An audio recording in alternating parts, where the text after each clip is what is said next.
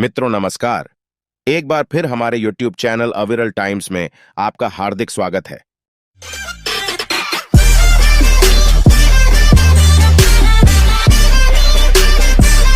पूर्व प्रधानमंत्री नरसिम्हा राव लगातार 8 बार चुनाव जीते और कांग्रेस पार्टी में 50 साल से ज्यादा समय गुजारने के बाद भारत के प्रधानमंत्री बने। वो 8 बच्चों के पिता थे, 17 भाषाओं में बात कर सकते थे और अनुवाद के भी उस्ताद थे। पी रंगा राव के पुत्र स्वर्गीय पी.वी. नरसिंह राव का जन्म 28 जून 1921 को आंध्र प्रदेश के करीमनगर में हुआ था। उन्होंने हैदराबाद के उस्मानिया विश्वविद्यालय, मुंबई विश्वविद्यालय एवं नागपुर विश्वविद्यालय से अपनी पढ़ाई की थी। पेशे से कृषि विशेषज्ञ व वकील रहे राव राजनीति में आए और कुछ महत्वपूर्ण विभागों का कार्यभार संभाला। वे आंध्र प्रदेश सरकार में 1962 से 64 तक कानून एवं सूचना मंत्री, 1964 से 67 तक कानून एवं विधि मंत्री, 1967 में स्वास्थ्य एवं चिकित्सा मंत्री एवं 1968 से 1971 तक शिक्षा मंत्री रहे। वे 1971 से 73 तक आंध्र प्रदेश के मुख्यमंत्री रहे।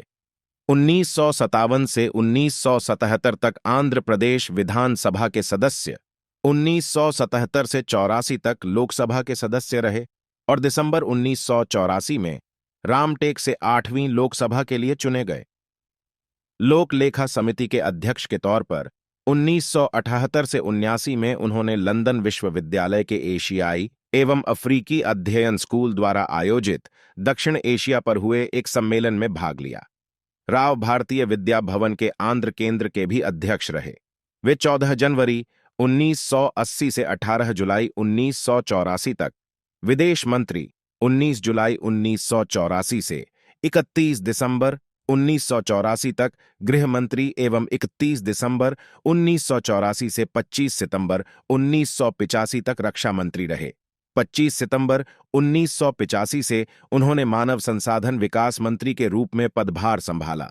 खींचतान से भरे लोकतंत्र के 10वें प्रधानमंत्री बनने से पहले नरसिम्हा राव ने 3 भाषाओं में चुनाव प्रचार किया था।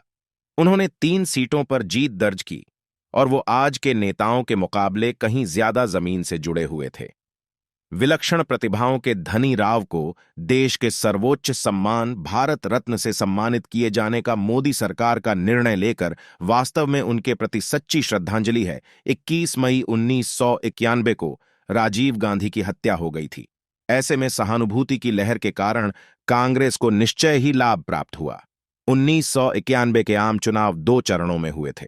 प्रथम चरण के चुनाव राजीव गांधी की हत्या से पूर्व हुए थे और द्वितीय चरण के चुनाव उनकी हत्या के बाद में। प्रथम चरण की तुलना में द्वितीय चरण के चुनावों में कांग्रेस का प्रदर्शन बेहतर रहा। इसका प्रमुख कारण राजीव गांधी की हत्या से उपजी सहानुभूति की लहर थी। इस चुनाव में कांग्रेस को स्पष्ट बहुमत नहीं प्राप्त हुआ, लेकिन वह सबसे बड़े दल के रूप में उभरी। कांग्रेस ने 232 सीटों पर विजय प्राप्त की थी। फिर नरसिम्हा राव को कांग्रेस संसदीय दल का नेतृत्व प्रदान किया गया। ऐसे में उन्होंने सरकार बनाने का दावा पेश किया। सरकार अल्पमत में थी, लेकिन कांग्रेस ने बहुमत साबित करने के लायक सांसद जुटा लिए और कांग्रेस सरकार ने 5 वर्ष का अपना कार्यकाल सफलतापूर्वक पूर्ण किया।